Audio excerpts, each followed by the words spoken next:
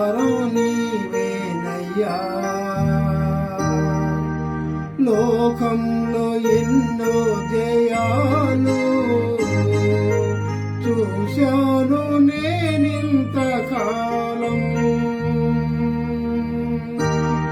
లోకంలో ఎన్నో జయాలు చూశాను నేనింతకాలం. అయినను ఎందుకో నెమ్మది లేదు, సమాధానం కొదువైనది. ఆధారం నీవేనయ్యా, ఆధారం నీవేనయ్యా. కాలం మారినా కష్టాలు తీరినా కారణం నీవేనయ్యా యేసయ్యా, కారణం నీవేనయ్యా. ఐశ్వర్యం కొదువేమీ లేదు, కుటుంబంలో కలతేమీ లేదు. ఐశ్వర్యం కొదువేమీ లేదు, కుటుంబంలో కలతేమీ లేదు. అయినను ఎందుకో నెమ్మది లేదు, సమాధానం కొదువైనది. ఆధారం నీవేనయ్యా, ఆధారం నీవేనయ్యా. నీ సేవకునిగా జీవించా, హృదయంలో ఉన్న కోర్కెలను. నీ సేవకునిగా జీవించా, హృదయంలో ఉన్న కోర్కెలను. హృదయము ఇచ్చాను, నెమ్మది పొందాను. సాక్షిగా ఆధారం నీవేనయ్యా, ఆధారం నీవేనయ్యా. యేసుక్రీస్తు నామములో మీకు అందరికీ వందనములు తెలియజేస్తూ ఉన్నాను. దేవుని మహాకృపను బట్టి మరి ఈ విధంగా మనం కలుసుకోవడానికి దేవుడు ఇచ్చినటువంటి మంచి అవకాశాన్ని బట్టి, ఈ యొక్క ప్రశస్తమైన సమయాన్ని బట్టి దేవునికి వందనాలు తెలియజేస్తూ ఉన్నాను. యేసుక్రీస్తు ప్రభు మనకి ఈ లోకానికి వచ్చారు. ఈ లోకానికి వచ్చి ఆయన వచ్చిన ఉద్దేశాన్ని అంతటినీ కూడా నెరవేర్చారు. సమస్త మానవాళి పాప పరిహారార్థమై సిలువలో మరణించి ప్రాణం పెట్టి మరి ఆ 3 దినాలు 3వ దినమున తిరిగి లేచి సమాధిని జయించి తిరిగి లేచి మృత్యువుని జయించి తిరిగి లేచి మరి ఆ విధంగా మరి మృత్యుంజయుడై మరి పరమునికి ఏగి అక్కడ మనకు విజ్ఞాపన చేస్తూ ఉన్నట్టుగా దేవుని వాక్యం తెలియజేస్తా ఉంది. మరి అంతేకాదు ఆయన పరమునికి వెళుతూ మనకి ఆదరణకర్తను పరిశుద్ధాత్మను మనకి పంపినట్టుగా దేవుని లేఖనాలు తెలియజేస్తా ఉన్నాయి. అలాగే ఇది పరిశుద్ధాత్మ సమయము, పరిశుద్ధాత్మని దినాలు. తండ్రి మరి ఇక్కడ మరి ఆజ్ఞ చేశారు, కుమారుని లోకానికి పంపించారు, కుమారుడు వచ్చారు, ఆయన కార్యం చేశారు, మరి నెరవేర్చారు. పరమునికి వెళ్ళి అక్కడ మన కోసం విజ్ఞాపన చేస్తూ ఉన్నారు. పరిశుద్ధాత్మ ఆదరణకర్తను పంపినట్టుగా దేవుని వాక్యం తెలియజేస్తూ ఉంది. ఇది 4 పరిశుద్ధాత్మ దినములు కనుక మరి పరిశుద్ధాత్ముడు ఏలుతూ పరిపాలన చేస్తూ మన అందరినీ కూడా నడిపిస్తూ ఉన్నారు. దేవునికి మహిమ కలుగును గాక.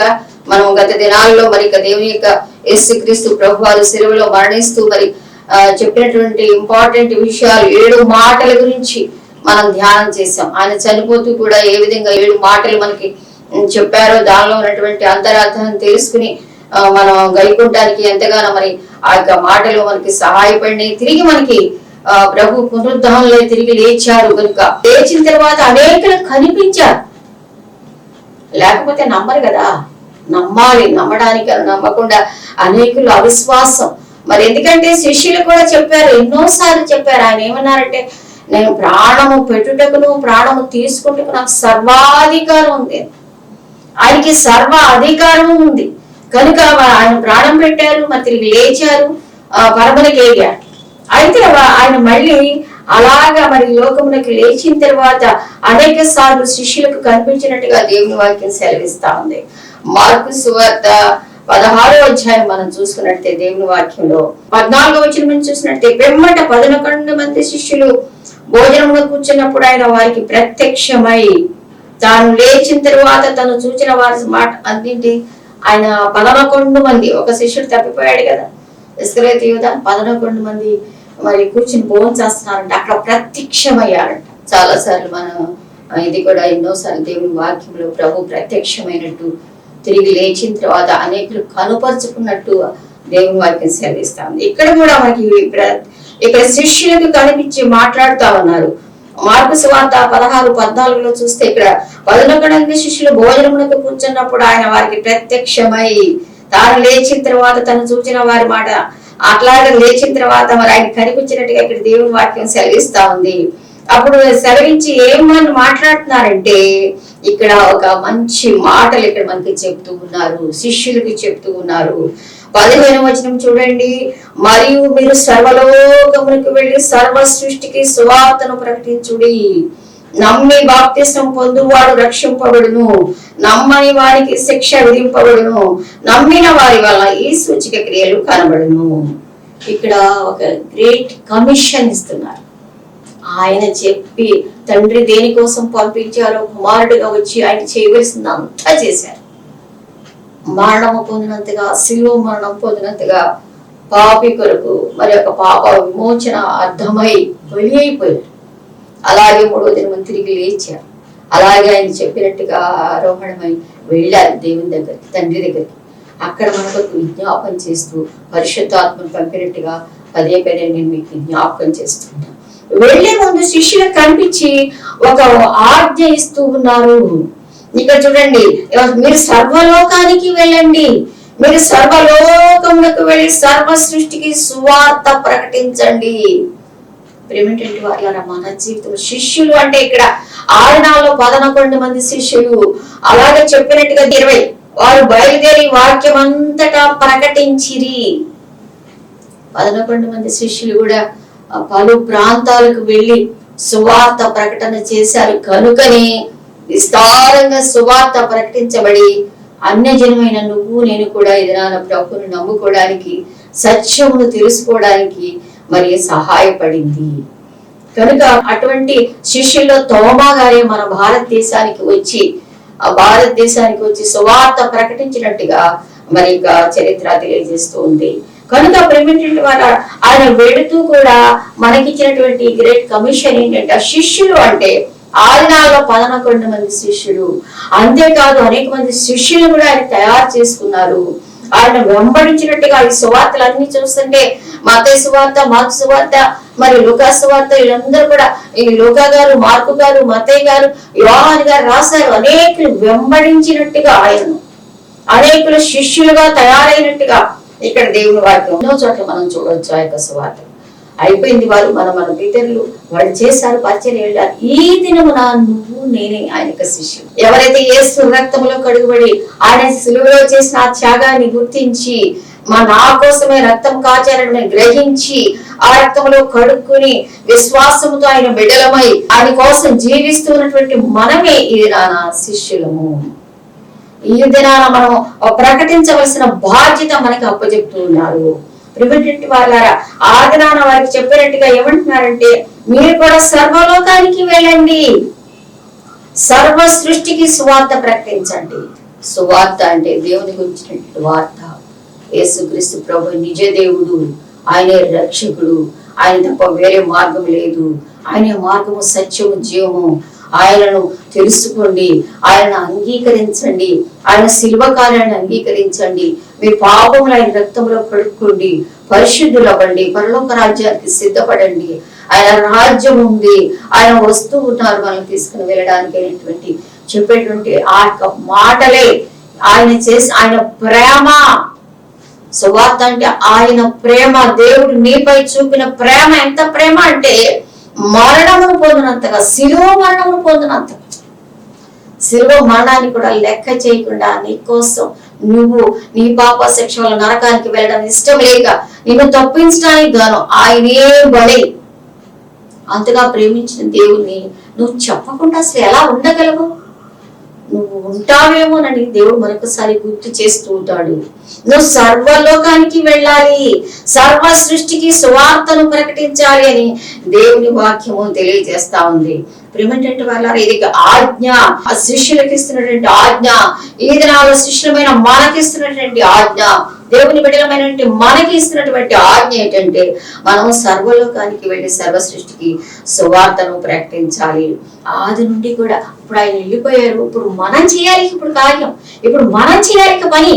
ఆయన పని ఆయన చేసేసారు, ఇప్పుడు మనం చేయాలి. శిష్యుల పని కూడా ఆదిలో 11 మంది శిష్యులు కూడా చేసేసారు. మన పితరులు చాలా మరి కష్టపడి సువార్త ప్రకటించి ఎన్నో మరి రంపములతో కోయబడ్డారు, మరి చంపబడ్డారు, వ్యతిరేకంగా కోసి కాల్చి మరి రకరకాలుగా శిష్యుల జీవిత చరిత్రలు వారి మరణాలు మనం ధ్యానం చేసినప్పుడు చాలా అంటే అంతగా సువార్త కోసం వారి జీవితాలను సమర్పించుకుని మన సువార్త అందేలాగా చేశారు. కాబట్టి ప్రియమైనటువంటి వాళ్ళ ఈ దినములలో నీవు నేను శిష్యులము, నీవు నేను ఈ పని మరి చేయవలసిన ఈ రాయవార పని, ఈ దేవుని పని చేయవలసిన బాధ్యతను దేవుడు మనకి అప్పగిస్తూ ఉన్నాడు. ఆది నుండి కూడా ప్రవక్తలను ఎలా పంపారు? ఎంతో మంది ప్రవక్తలను పంపించారు. ఆది కాలంలో కూడా వారు తెలుసుకోవడానికి. ఆ తర్వాత ఎన్నో వాక్యాలు చూడండి, ఇర్మియా గ్రంథం 25వ అధ్యాయం 4వ వచనంలో కూడా చూస్తే దేవుని వాక్యం, లేచి మీకు ఆ మాటలు ప్రకటించు వచ్చినను మీరు వినకపోతిరి, మీ చేతి పనుల వల్ల నాకు కోపము పుట్టించింది. అంటే ప్రవక్తలను ఎంతగానో మరి ఆమోసు ప్రవక్త, యెషయా ప్రవక్త, ఇర్మియా ప్రవక్త, ఇంతమంది ప్రవక్తలను మనకు పంపిస్తూ దేవుని వాక్యము, దేవుని రాజ్యం ఉంది అని మనకి వివరంగా తెలియజేస్తూ వచ్చారు మన పితరుల కాలంలో. ఆ తర్వాత యోహాను సువార్తలో కూడా చూసినట్టే చూడండి, దేవుని వాక్యం ఏముందండి? యోహాను సువార్త 1వ అధ్యాయం 6వ వచనంలో చూస్తే ప్రేమేంటి వాళ్ళారా ఎలాగ మనకి భక్తుల ద్వారా తెలియజేశారో ఈ దినం మనము కూడా ఆ పని చేయవలసిన బాధ్యత ఉంది అని మీకు తెలియజేయడానికి నేను మీ ముందుకు వచ్చాను. చూడండి, దేవుని ఇద్దరిని పంపబడిన ఒక మనుష్యుడు ఉండేను, అతని పేరు యోహాను. అతని మూలముగా అందరూ విశ్వసించినట్లు అతడు ఆ వెలుగును గురించి సాక్ష్యం ఇచ్చుటకు సాక్షిగా వచ్చెను. ఆ తర్వాత కొత్త నిబంధన గ్రంథములకు వచ్చేపాటికి యోహాను గారు కూడా ఆయన గురించి చెప్పడానికే వచ్చాడంట. ఇలాగ ప్రవక్తలను, దేవుని యొక్క సేవకులను, దేవుని బిడ్డలను పంపించినట్టుగా దేవుని వాక్యం ఎంతగానో మరి సెలవిస్తా ఉంది. మరి ఈ దినాన్ని చూస్తే నువ్వు నేను ఎంతవరకు ఈ సువార్తను ప్రకటిస్తూ ఉన్నాము? ఈ సువార్తను ప్రకటించవలసిన భారము మన మీద ఉన్నది. ఇది పని, ఇది గ్రేట్ కమిషన్ మనకి చెప్పి వెళ్ళారు యేసయ్య. మరి కాబట్టి మనం ఈ పనిని ముందుకు తీసుకుని వెళ్ళవలసిన వారంగా ఉన్నాం. నిమిషానికి 80 మంది చనిపోతున్నారు ఒకప్పటి లెక్క. ఇప్పుడు నిమిషానికి ఎంతమంది చనిపోతున్నారో 100 కూడా దాటిపోయి, నిమిషానికి 1 మినిట్కి మరి 100 మంది చనిపోతుంటే ఎంతమంది పరలోక రాజ్యం వెళ్తున్నారు? ఎంతమంది దేవుని గురించి తెలుసుకున్నారు? ఎంతమందికి ఈ సువార్త తెలుసు? ఎంతమందికి మరి తెలియకుండా అలాగా అమాయకంగా వెళ్ళిపోతున్నారు? ప్రేమేంటంటే వాళ్ళారా ఆలోచించవలసిన బాధ్యత మనకు అప్పచెప్పి వెళ్ళారు. ప్రభు అప్పగించి వెళ్ళారు, అది గుర్తుపెట్టుకోండి. అది ప్రభు అప్పగించి వెళ్ళారు కనుక ప్రేమేంటంటే వాళ్ళ సర్వలోకానికి వెళ్ళండి అంటే సర్వలోకానికి మనం వెళ్ళగలమా? వెళ్ళలేము. కానీ ఒక విధంగా వెళ్ళచ్చు, ప్రార్థన ద్వారా సర్వలోకాన్ని.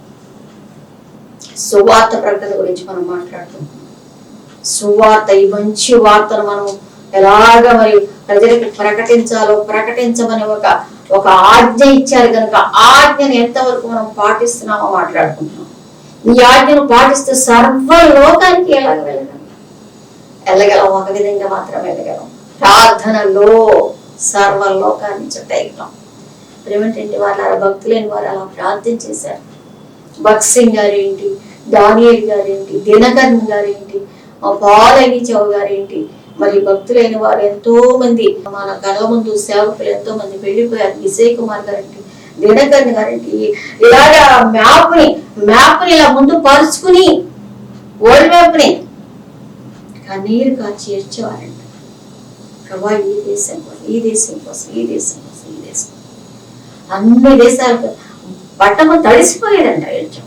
అంతగా భక్తులైన వారు ఏడ్చి అని ఎల్లప్పుడు అప్పుడు దేవుడు కూడా మాట్లాడి ఒక్కొక్కరిని ఒక దేశం పంపినట్టుగా కూడా మనం పుస్తకాల్లో చదువుతూ ఉంటాం. ఏమిటంటే వాళ్ళ అంటే మరి కళ్ళు మూసుకుని ప్రార్థనా జీవితంలో, ప్రార్థనలో అన్ని దేశాలు మనం చుట్టగలం, అన్ని దేశాలకు విజ్ఞాపన చేయగలం, అన్ని దేశాలకి సువార్త పంపించమని ప్రభువుని వేడుకోగలం. విజయ్ కుమార్ గారు కూడా గంటల తరబడి, నా భర్త గారైన విజయ్ కుమార్ గారు కూడా దైవ సేవకులు, గంటల తరబడి మ్యాప్ ముందు పెట్టుకుని ఏడుస్తూ ప్రార్థన చేశారు. నిజంగా భారతదేశంలో చాలా వరకు కొన్ని స్టేట్లు వెళ్ళి సువార్త ప్రకటన చేయడానికి దేవుడు ఆయనకి అవకాశం దయచేశారు. ప్రేమేంటంటే వాళ్ళారా, నేను ఎందుకు చెప్తూ ఉన్నానంటే మనం సర్వలోకానికి అన్నారు కాబట్టి ప్రభు ఆ విషయం మనం మాట్లాడుకుంటున్నాం.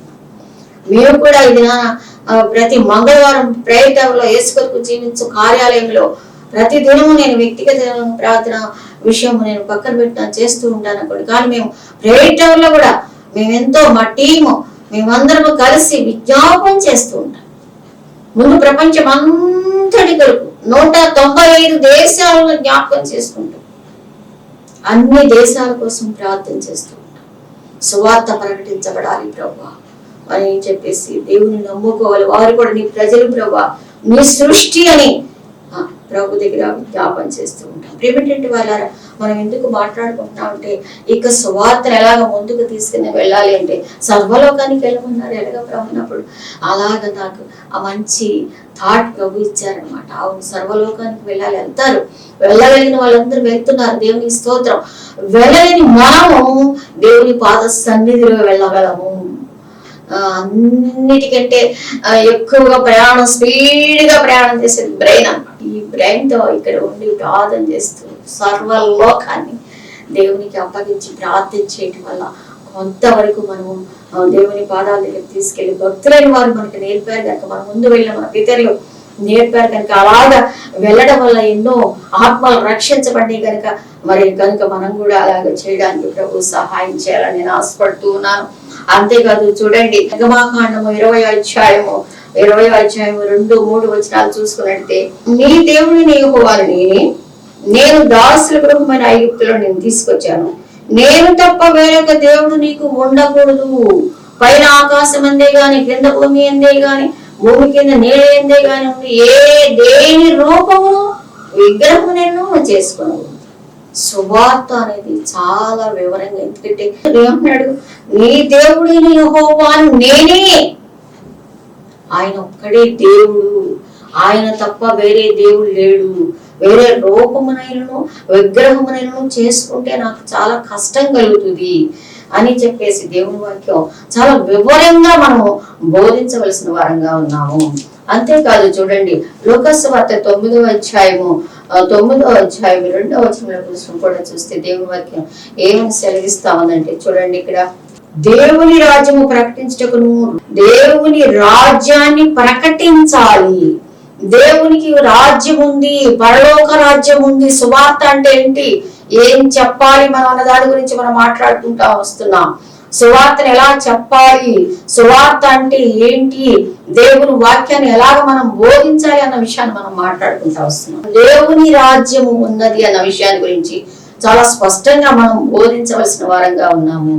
ఏంటంటే ప్రజలకు తెలియట్లా, అమాయక ప్రజలు ఆ యొక్క సాధ తీర్చుకోవడానికి దేవుడి దగ్గర మనం మంచిగా ఉండాలని చెప్పేసి ఏదో రకరకాల ప్రయత్నాలు చేస్తున్నారు, కానీ అసలు మార్గాన్ని తెలియక ఎంతో మంది ప్రజలు నశించిపోతున్నారు. వారికి మనం వివరంగా సువార్త గురించి వివరంగా చెప్పవలసిన వారంగా ఉన్నాము. మార్కు సువార్త 1:15 కూడా చూస్తే చూడండి, దేవుని వాక్యం ఏమని సెలవిస్తా ఉందో. మార్కు 1:15, కాలము సంపూర్ణమై ఉన్నది, దేవుని రాజ్యము సమీపించి ఉన్నది, మారు మనస్సు పొంది సువార్త నమ్మండి. కాలం సమీపంగా ఉంది, దేవుని రాజ్యం త్వరగా రాబోతూ ఉంది, దేవుడు త్వరగా రాబోతూ ఉన్నాడు ఆయన రాజ్యము స్థాపించటానికి అన్న విషయాన్ని మనం ప్రజలకు తేటగా వివరించవలసిన వారంగా ఉన్నాము. అంతేకాదు మార్కు 6:7 కూడా చూస్తే ఆయన 12 మంది శిష్యులు తన ఎదుగు పిలిచి వారిని ఇద్దరిద్దరుగా పంపుతూ ఇలాగ ప్రయాణం చేయండి, ఇద్దరిద్దరు కలిసి వెళ్ళండి, సువార్త చెప్పండి, వివరంగా చెప్పండి, నేను త్వరగా రాబోతున్నానని, నేనే మార్గం సత్యం జీవమని, మారు మనస్సు పొందవలనని ప్రకటించండి అని చెప్పేసి 12వ వచనంలో 13వ వచనంలో కూడా వివరంగా ఉంది మనకి. కనుక ప్రిమెంటివ్ మారు మనస్సు పొందాలి, మనస్సు మార్చుకోండి. ఊరికే మనం సువార్త అంటే దేవుడు జీవితాలు బాగు చేస్తాడు, సరే అప్పుల నుంచి బయటపడేస్తాడు, ఆరోగ్యం ఇస్తాడు, ఓకే. అన్నిటికంటే ముందు ఆత్మరక్షణ, మారు మనస్సు పొందాలి, రక్షణ పొందాలి అని నా వాక్యం గురించి మనం వివరంగా చెప్పాలని దేవుని వాక్యం సెలవిస్తా ఉంది. అంతేకాదు రోమపత్రికలో చూడండి, రోమా 10:21 కూడా చూసినట్టే దేవుని వాక్యం ఏమని సెలవిస్తా ఉందంటే, నన్ను వెతకని వారికి నేను దొరికితిని, నన్ను విచారింపని వారికి ప్రత్యక్షమైతుంది. ఎందువల్ల ఎట్లా నన్ను వెతకట్లా జనం, అయినా సరే వారికి ప్రత్యక్షమవుతాను. ఎలాగా? నువ్వు సువార్త వారికి చెప్పినప్పుడే కదా. నువ్వు సువార్త వారికి చెప్పినప్పుడు వాళ్ళు దేవుని వైపు చూసి దేవుని వైపు మళ్ళడానికి అవకాశం ఉంటుంది. అంతేకాదు 10వ అధ్యాయం 9వ వచనం కూడా చూడండి, యేసు ప్రభువుని నీ నోటితో ఒప్పుకొని దేవుడు మృతుల్లో నుండి ఆయన లేపినని నీవు హృదయం విశ్వసిస్తే చాలు. నువ్వేదో చెయ్యక్కర్లేదు, నువ్వు పాపపు మూట మోసుకొని వెళ్ళక్కర్లేదు, నువ్వు అక్కడికి వెళ్ళక్కర్లేదు, ఇక్కడికి వెళ్ళక్కర్లేదు. నీ యేసు ప్రభువు, ఆయనే దేవుడు, ఆయనే రక్షకుడు, ఆయనే నీ పాపాలకి విమోచన అని చెప్పేసి నువ్వు స్పష్టంగా బోధించవలసిన వారంగా మనం ఉన్నామని దేవుని వాక్యం సెలవిస్తా ఉంది. అంతేకాదు మార్కు సువార్త 8:36లో కూడా చూస్తే దేవుని వాక్యం ఏమని చెప్తా ఉందంటే చూడండి, ఒకడు సర్వలోకము సంపాదించుకొని తన ప్రాణము పోగొట్టుకుంటే ఏంటి ప్రయోజనం? చాలా సంపాదించుకుంటారు కొంతమంది, అయితే ఎంత సంపాదన తప్పలేదు, కష్టపడి పని చేసుకుని రూపాయలు సంపాదించుకుందాం, కానీ ప్రాణాన్ని పోగొట్టుకుంటే ఏంటి ప్రయోజనం? అంటే ప్రాణం పోగొట్టు ఇవాళ చనిపోతే ఎక్కడికి వెళ్తాము అనేటువంటి నిరీక్షణ లేకపోతే, ఎంతో సంపాదించుకుంటున్నావు, బంగారు ప్లేట్లో అన్నం తింటున్నావు, ఏసీ రూమ్ లో బతుకుతున్నావు, అసలు ఏంటంటూ ఏది లేదు, కానీ ఆత్మ గురించి ఇవాళ చనిపోతే ఎక్కడికి వెళ్తావు? ఒక నిరీక్షణ ఉందా? సర్వలోకం సంపాదించుకున్నావు, 100 ఎకరాలు భూమి సంపాదించుకున్నావు, పొలం, డబ్బు, ఆస్తి, పిల్లలు అన్ని ఉన్నాయి, సర్వలోకం సంపాదించుకున్నావు, ప్రాణం ఇవాళ అందుకే అంటున్నాడు దేవుడు, వెర్రివాడా, అలాగా దేవుని నమ్ముకోకపోతే వాళ్ళు వెర్రులే. ఎట్లా ఇవాళ చనిపోతాం, ఎక్కడికి వెళ్తాం? ఒక నిరీక్షణ లేదు కదా. ఓ దేవుని దగ్గరికి వెళ్తామా, ఒకవేళ ఒక నిరీక్షణ లేకుండా నువ్వు చనిపోతే ఎంతో అన్ని వదిలిపెట్టి వెళ్ళిపోవాలి. మన ముందు ఎంతమంది చనిపోయారు, ఎంతోమంది మన తల్లిదండ్రులు చనిపోయారు, మన అత్తమామలు చనిపోయారు, దైవజనులు ఎంతో, ఎవరైనా సరే అన్ని విడిచిపెట్టి వెళ్ళిపోవాల్సింది. కాబట్టి ప్రేమేంటంటే వాళ్ళ ఏమంటాడంటే, ఒక సర్వలోకం సంపాదించుకుని ప్రాణాన్ని పోగొట్టుకుంటే వాళ్ళకి ఏంటి ప్రయోజనం అన్న విషయాన్ని తెలుసుకోవాలని దేవుడు స్పష్టంగా తెలియజేస్తా ఉన్నారు. అంతేకాదు చూడండి, మరి మత్తయి సువార్త 11:28 కూడా ఏమంటున్నారంటే, ప్రయాసపడి భారం మోసుకుంటున్న వాళ్ళ, ప్రయాసపడి భారం అంతా వాళ్ళే మనమే మోసుకున్నట్టుగా ఫీల్ అయిపోతారు. సమస్త జనులారా నా యొద్దకు రండి, నేను విశ్రాంతిని ఇస్తానని ప్రభు చెప్తున్నాను. ఆయన దగ్గరికి రావాలనుకో, సువార్త. ఎందుకంటే భారం, జీవిత భారం, కొంతమందికి అయితే చాలా లైఫ్ ఎంతో భారంగా గడుస్తూ ఉంటారు అన్నమాట. ఏదో ఆ అప్పుల భారం, కుటుంబ భారం, ఉద్యోగ భారం, నెమ్మది లేదు, ప్రశాంతత లేదు, ఆరోగ్యం లేదు, రకరకాల నువ్వు భారంతో ఉన్నావు, నా దగ్గరికి రా అని పిలుస్తూ ఉన్నారు. ఆయన చేతులు చాపి నీ కోసం. అదే సువార్త. ఇది మనం వివరంగా తెలియజేయవలసిన వారంగా ఉన్నాము అని ప్రభువా తెలియజేస్తా ఉన్నారు. కాబట్టి ప్రిమెంటెంట్ వాళ్ళ మత్తయి సువార్త 1:21 కూడా చూస్తే చూడండి, మత్తయి సువార్త 1:21 కూడా చూస్తే దేవుని వాక్యం ఎంత స్పష్టంగా ఉందో. ఆమె యొక్క కుమారుని కనును తన ప్రజలను వారి పాపముల నుండి ఆయనే రక్షించును గనక ఆయన యేసు. ఆమె యొక్క కుమారుని కనంటే మనకి ఇక్కడ మరియా భర్త వలన కాకుండా తన పరిశుద్ధాత్మ వలన, అంటే యేసుక్రీస్తు ప్రభువు పరిశుద్ధాత్మ ద్వారా ఒక తల్లిదండ్రుల సంపర్కం వల్ల కాకుండా మరి ఆయన పరిశుద్ధుడు మాత్రమే అంగీకరించబడతాడని దేవుని వాక్యంలో ఉంది కనుక వేదాల్లో కూడా ఉంది చూసుకోండి. పరిశుద్ధుడు మాత్రమే, ఏ పుచ్చు పురుగు డాగు లేని మాత్రమే అంగీకరించబడుతుంది యాగానికి. కనుక ఏది కూడా అపరిశుద్ధత లేకుండా పరిశుద్ధుడుగా జన్మించారు కాబట్టి ఆయన శిలువలో యాగం చేయటానికి అంగీకరించబడ్డారు. అలాగా పరిశుద్ధంగా పరిశుద్ధ ఆత్మ ద్వారా జన్మనిచ్చింది యేసుక్రీస్తు ప్రభు వారికి. ఏమంటారు ఇక్కడ? ఆమె యొక్క కుమారుని కరును మరియ గురించి మాట్లాడుతూ, తన ప్రజలను వారి పాపముల నుండి ఆయనే రక్షించును. తన ప్రజలను వారి పాపాల నుండి ఆయనే రక్షిస్తాడు కాబట్టి ఆయనకి యేసు అని పేరు పెట్టండి. ఆ యేసు రక్షకుడు, విమోచకుడు, విమోచించేవాడు. ఇది శుభవార్త గురించి మనం మాట్లాడుకుంటున్నాం. ఆ విషయాన్ని మనం తేటగా మరి తెలియజేయవలసిన సువార్త అంటే ఇదనమాట. అంతేకాదు రోమిలికి రాసిన పత్రికలో 10వ అధ్యాయము 9వ వచనం కూడా చూస్తే, ఇందాక నోటితో ఒప్పుకుంటే చాలు మనం రక్షించబడతాము అని దేవుని వాక్యం సెలవిస్తా ఉంది. తిమోతికి రాసిన పత్రిక 1 తిమోతి 1:15 కూడా చూస్తే చూడండి, దేవుని వాక్యం ఎంత స్పష్టంగా సెలవిస్తా ఉందంటే, పాపులను రక్షించే క్రీస్తు యేసు లోకమునకు వచ్చిన వాక్యం నమ్మదగినది, పూర్ణాంగీకారమునకు యోగ్యమైనది. పాపులను రక్షించడానికి ఆయన వచ్చాడు. ఎవరైతే నేను ఇంకా పాపంలో ఉన్నాను, శాపంలో ఉన్నాను, అయ్యో ఈ పాప భారాన్ని మోయలేకపోతున్నాను, ఇవాళ చనిపోతాను, ఎక్కడికి వెళ్తాను, నమ్మకం లేదు నాకు అనేటువంటి పాప భారాన్ని ఏమన్నాడు? పాపులను రక్షించడానికే ఈ లోకానికి వచ్చాడు. కనుక ఇది సువార్త. ఈ సువార్తను మనం మరి స్పష్టముగా అందించవలసిన బాధ్యత శిష్యులమైన దేవుని బిడ్డలమైన మన మీద మోపబడి ఉన్నది. సువార్తను వివరంగా ప్రజలకు సువార్తను ప్రకటించాలి. రక్షణ అనుభవములకు వచ్చేలాగా చూడాలి. ఊరికే ఏదో కాసేపు వెళ్ళి ప్రార్థన చేసుకుని ఆ పాపాలు ఒప్పుకోకుండా నామకార్థ క్రైస్తవ జీవితంలో అలాగా కొట్టుకుపోతే రేపు దేవుడు వచ్చినప్పుడు వారు ఎత్తబడరు, దేవుని రాజ్యములో ఉండరు. దేవుని రాజ్యంలో ఉండాలంటే, ఆయనతో మనం ఉండాలంటే, మన పాపాలకి విమోచన కలగాలంటే యేసు రక్తంలో విశ్వాసము ద్వారా కడుక్కోవాలి.